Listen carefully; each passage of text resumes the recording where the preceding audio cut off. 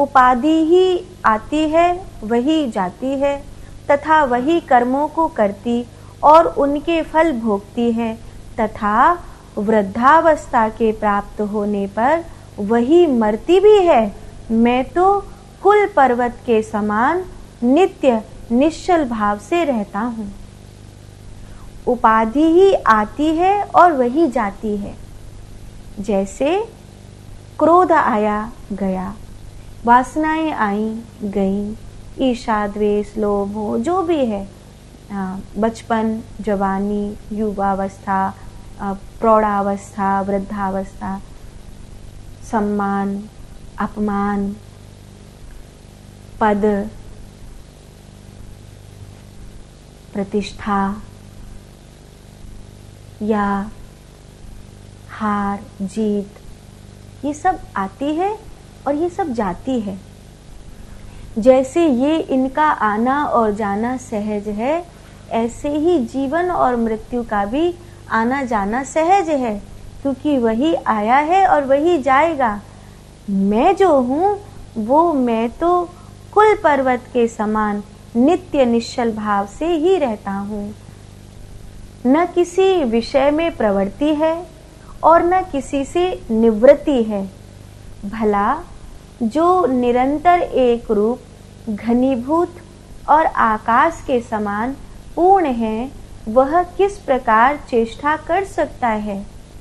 मैं ऐसा भी नहीं कह सकती हूँ कि मैं क्रोध नहीं करती हूँ, ऐसा भी नहीं कह सकती हूँ कि मैं क्रोध करती हूँ, ऐसा भी नहीं कह सकती हूँ कि मुझे भगवान मिल गए, ऐसा भी नहीं कह सकती हूँ कि मुझे भगवान नहीं मिले, ऐसा भी नहीं कह सकती हूँ कि मुझ में वासना नहीं है, और ऐसा भी नहीं कह सकती कि मुझ में वासनाएं हैं। मैं ऐसा भी नहीं कह सकती कि मुझ में पद प्रतिष्ठा नहीं है, और ऐसा भी नहीं कह सकती कि मैं तो हार गई हूँ, मुझे तो सब कुछ मिल गया है।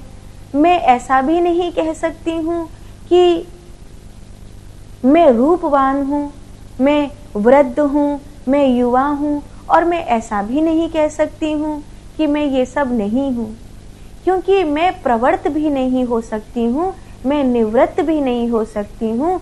जब तक मैं इस शरीर में हूँ तब तक मैं प्रवृत्त दिखाई देती हूँ, पर जैसे बादलों के पीछे आकाश होता है, जैसे ठंड में कितना भी घना कोहरा हो पर सूर्य उदय तो हुआ ही है।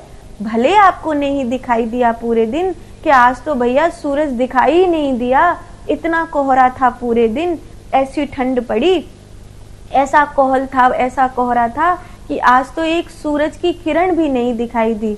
पर इसका मतलब ये नहीं है कि सूर्य उदय नहीं हुआ है, सूर्य उदय तो हुआ है, पर आपको दिखाई नहीं दिया है। जैसे सूर्य उदय हुआ है पर आपको दिखाई नहीं दे रहा है। मैं मेरे उस स्वरूप में स्थित हूँ, मैं मेरे उस आनंद स्वरूप में स्थित हूँ, इसीलिए मैं किसी भी प्रकार की कोई भी चेष्टा कर्ता या अकर्ता के रूप में प्रदर्शित नहीं कर सकता। मैं भाग भी नहीं सकता, और मैं संसार में ठहर भी नहीं सकता। ऐसा सन्यासी का जीवन होता है। ये बोध उपलब्ध होने के बाद एक ब्रह्म ज्ञानी ने बताया। ये अपनी अनुभूति को बताते हुए एक शिष्य जो ब्रह्म ज्ञान को प्राप्त हो गया है वो कह रहा है, इंद्रिय, चित्त, विकार और आकृति से रहित मुझ अखंड आनंद स्वरूप को पाप या पुण्य कैसे हो सकते हैं, और अन्वयगतम पुण्येनान्वगतम पापेनः। ये जो बृहदारण्य उपनिषद में श्रुति भी तो यही बात बतलाती है। बृहदारण्य उपनिषद में यह आत्मा पुण्य है, शास्त्र विहित कर्म और पाप शास्त्र निषिद्ध कर्म से असंबंध है। ऐसा क्या? अन्वेनागतम पुण्येनान्वगतम, मतलब शास्त्र विहित कर्म पुण्य कहलाते हैं और शास्त्र में जो निषिद्ध कहे गए हैं वही कर्म पाप कहलाते हैं। लेकिन यह जो आत्मा है ये अपने आप में पुण्य है। आत्म स्वरूप में रहना, ध्यान में रहना, ये अपने आप में पुण्य हो रहा है। हर श्वास पुण्य है, पूरी सृष्टि पुण्य में है। जैसे उष्ण, शीत, अच्छी या बुरी, कैसी ही वस्तु छाया से छू जाने पर भी उससे सर्वथा पृथक पुरुष का तनिक भी स्पर्श नहीं कर सकती, तथा घर को प्रकाशित करने वाले दीपक पर जैसे घर की सुंदरता या मलिनता किसी धर्म का कोई प्रभाव नहीं होता, वैसे ही शरीर और जो आदि जो कुछ भी है उस दृश्य पदार्थ के धर्म उसके विलक्षण उनके साक्षी आत्मा को जो विकार रहित एवं उदासीन है तनिक भी नहीं छू सकते। कितना प्यारा उदाहरण दिया है। जैसे आपके घर में दिया जल रहा है तो उसे क्या फर्क पड़ता है कि ये घर सुंदर है या असुंदर है? कोई फर्क नहीं पड़ता।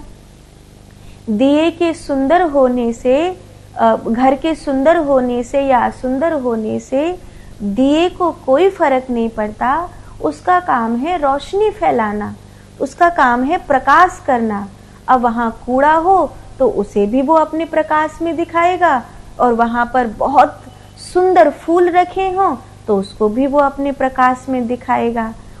वो उसके प्रकाश को, यहाँ कूड़ा है तो मंद पड़ जाए, या यहाँ पर बहुत सुंदर है तो अब अच्छा है तो बहुत प्रकाशित हो जाए, ऐसा नहीं होता।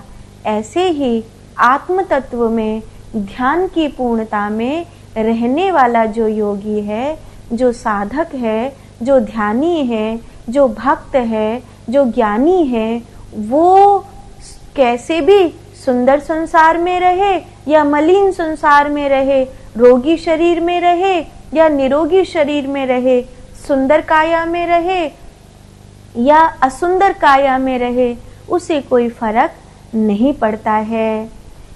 चाहे कोई भी बाहर की स्थिति हो, वो अपने स्वरूप में वो तो प्रकाशित है। आप कुछ भी हो, उसे क्या फर्क पड़ता है? ऐसा